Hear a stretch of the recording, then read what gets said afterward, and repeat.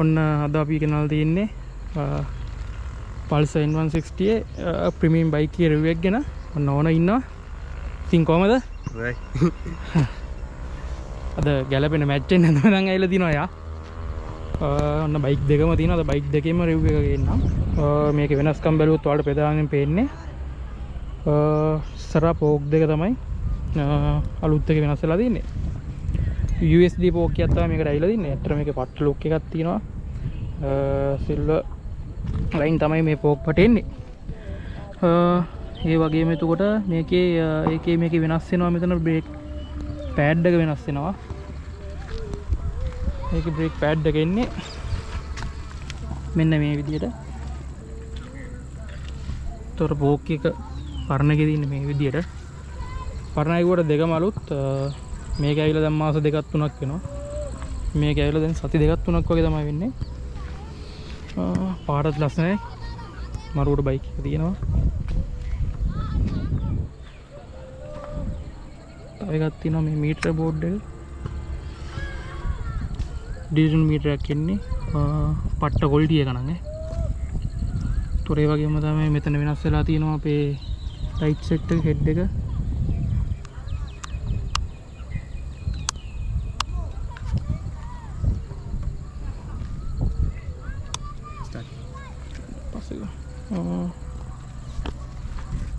ඔන්න ඔය විදිහට තමයි තියෙන්නේ.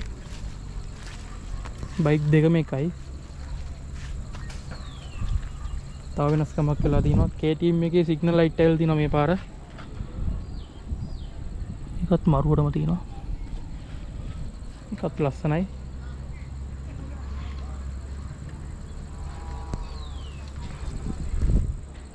අලුත් එකේ ස්ටිකර් එනවා N160. ස්ටිකර් අතින් බැලුවොත් එම පොඩි වෙනස්කම් ටිකක් තියෙනවා. N160 ස්ටිකරේ තමයි ඒකේ ඉන්නේ. මේකේ ඉන්නේ නැහැ ස්ටිකරේ. ওই ටික තමයි වෙනස්කම් වලට තියෙන්නේ. අපි ඉතින් පොඩි රයිඩ් එකක් දාලා බලමු මේකේ කම්ෆර්ටබල් ගතියම කොහොමද කියලා. ඔයගොල්ලන්ට පේනවා ඇති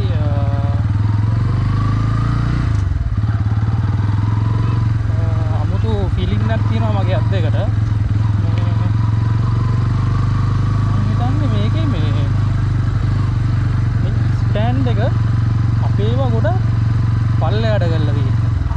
මම හිතන්නේ මේ ක්‍රමයේ තමයි මේ හරි විදිය. මේන විදිය තමයි හරි විදිය. ඔයගොල්ලන්ට පේනවත් දන්නෙත් නැහැ. මේ ඇන්ගල් එක මගේ එකේ තියෙන්නේ ගොඩක් අනිත් පැත්තට. ඒ වුණාම ඒතර මම පහතයි වගේ. ඒ මට මේ බයික් එකට නැග්ගම මට දැනෙච්ච දේ තමයි පට්ට විදිහට මාරත් සනීපයක් තියෙනවා ස්මූත්.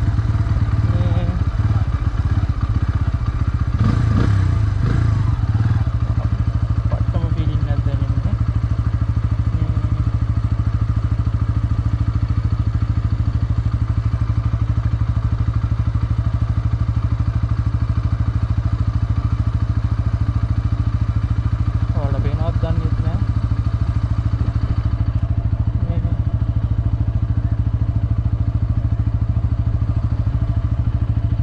පැනල් එක නම් මේ අමුතුම ලුක් එකක් තියෙන එක පට්ටම ලස්සනයි.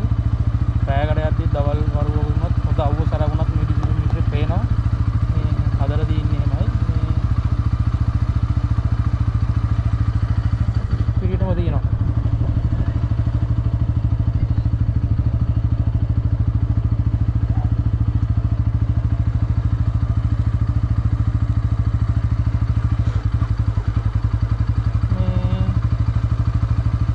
මාතල එකක් තියෙනවා මේ බයික් එකේ මේ USD පෝක් එකත් එක්ක.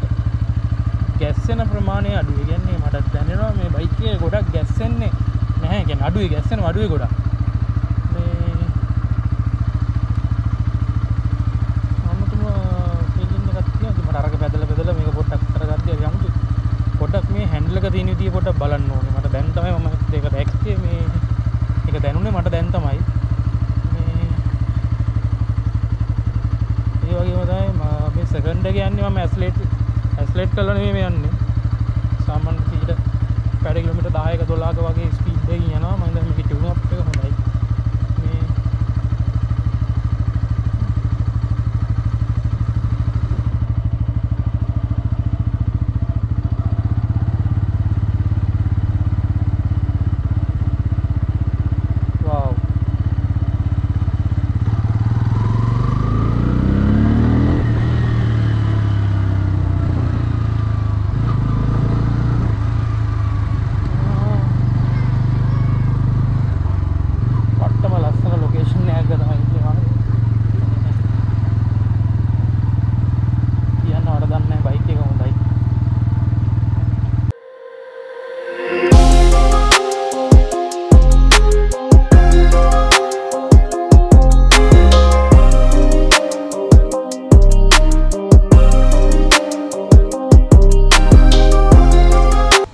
ඔයාලට පේනවා ඇති.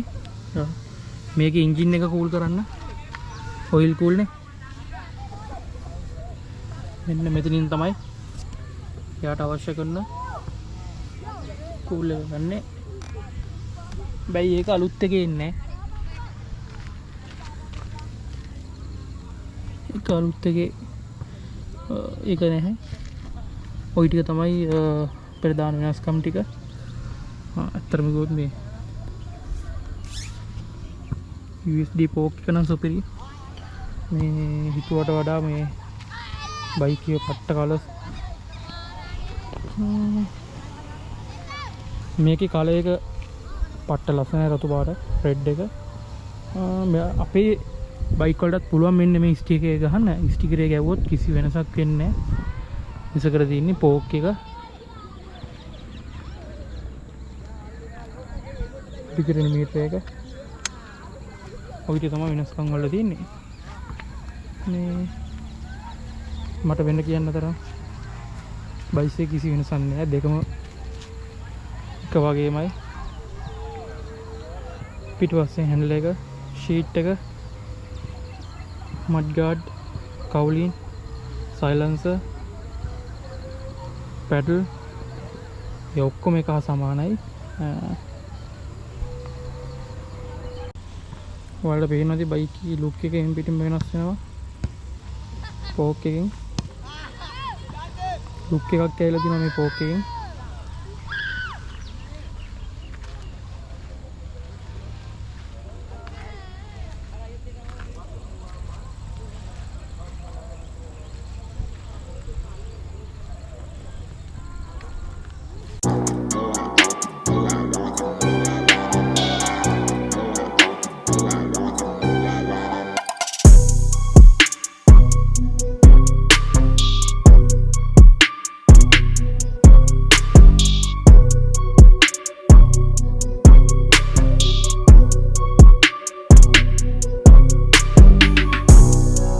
විදියට තමයි ඩිජිටල් පැනල් එක තියෙන්නේ.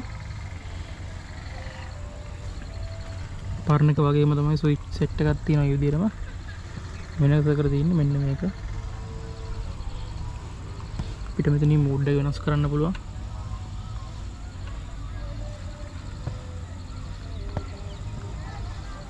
අරකේ වගේ ෆිසිකල් කී මේකේ ඉන්නේ නැහැ.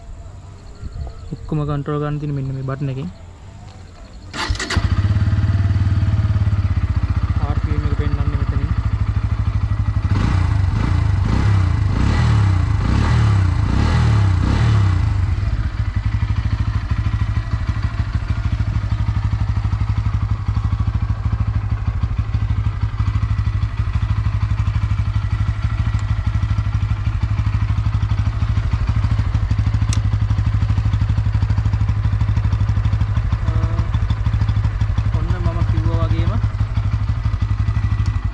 බයික් එකට එන්නේ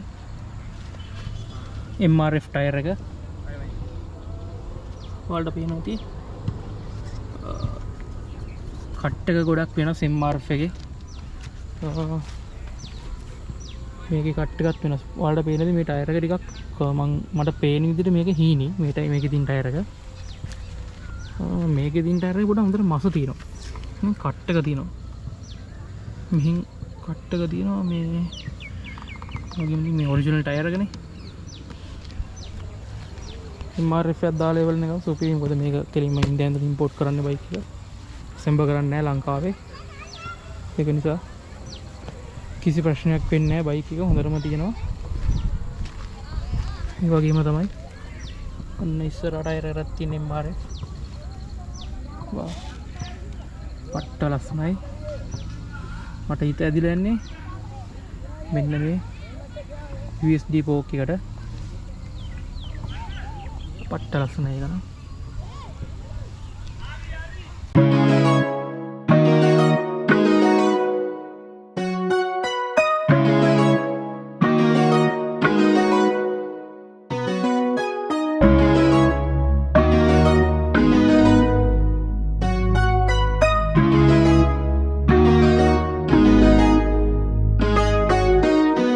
ඔන්න ඉන්නවා බයික් එකේ ඕන. තුවාට මොකද්ද මේ අලුත් පල්ස් එක ගැන හිතෙන්නේ? බයික් එක නම් හොඳටම හොඳයි. කම්ෆර්ටබල් අතින් උත් හොඳයි. ක්ලච් එක නානික බබා වගේ එනවා. ඒක තමයි හොඳටම හොඳ. ඒකයි බයික් එකේ හැඩය ඔක්කොම ස්ටිකර් කරලා ඔක්කොම කරලා හොඳයි. ඩීසල් මීටරේ තමයි මම ආසම එකේ. ඒක ඇත්තටම මේක පට්ට ලස්සනයි මේ මීටරේ. ඒක මාර ලුක් එකක් දෙන්නේ. අනික මම රෙඩ් කලර් වලට ආසින්ද රෙඩ් කලර් ගත්තේ ඒකේ පාට දීලා. ඒක තමයි අද රෙඩ් ගත්ත නම් ඇවිල්ලා ඔව්. මැච් වෙන්න. ඉතින් ඒගොල්ලොත් තරම් පදින්න කියලා තමයි මාත් කියන්නේ. ඔයාට මේක ගන්න කොච්චර දවසක් ගියාද? දවස් 13ක් වගේ ගියයි. දවස් 13ක් වගේ. සමහරක් අයට මාස එකමාර ගිහිල්ලත් තාම බයික් හම්බෙලා නැහැ. මගේ අයියා කෙනෙකුත් ඉන්නවා. එයා තාම බයික් එක හම්බෙලා නැහැ. වාසනාව තමයි ඉතින් ඒක. වාසනාව. ඇත්තටම වාසනාව. මමත් හිටියා දවස් 40ක් හිටියා. බුකින් දාලා. ඉතින් ඇයි USD එකක් ගන්න හිතුනේ අලුත් එකක්. පාට. යනවා මොනවටද මේකේ කැමති උනේ? පරණ කෙලුක් එකකටද නැත්නම් මේ අලුතින් ඇල්දින USD පෝක් එකේ කෙලුක් එකකටද? පාට තමයි ආසි දුන්නේ. ආසි දුන්නේ. අනේ ඊට පස්සේ චැම්පියන් පාට තිබ්බා. ඒකත් මට ආසි දුනා. එහෙනම් තමයි USD එකට මම මේ ගීලා ප්‍රී ඕඩර් කරේ. මේක ලුක් එකත් මාර ලුක් එකක් තියෙන එක ඔයාලා දැක්කම ආසි දෙනවා. හවස්සරුවක් වෙලත් පට්ට ලස්සනට එක දිලිසෙනවා. ඒ කියන්නේ අවුව පොඩ්ඩක් ඇදුනා ගමන් ආර ලස්සනයි. ඒක ලස්සන ඇත්තටම. හයි කැපැසිටි බයික් එකක ලුක් එකක් තමයි මට නම් තියෙන්නේ. ඔයාට තාම මොනවද බයික් එක ගැන කියන්න තියෙන්නේ? ෂොක් එක අතින් සුපිරියටම සුපිරි. තාම අරන් දවස් කීයද? 2. තාම දවස් 2යි. ඒ දවස් දෙකට ඔයාට මොකක්ද හිතෙන්නේ බයික් එක ගැන? බයික් එක හොඳටම හොඳයි. කම්ෆර්ටබල් අතින් උත් හොඳයි. පදිද්දී ඇඟට අමාරුවක් එහෙම දැනෙන්නේ නැහැ තැනට. ඉදිරියට තමයි බාන්න ඕනේ.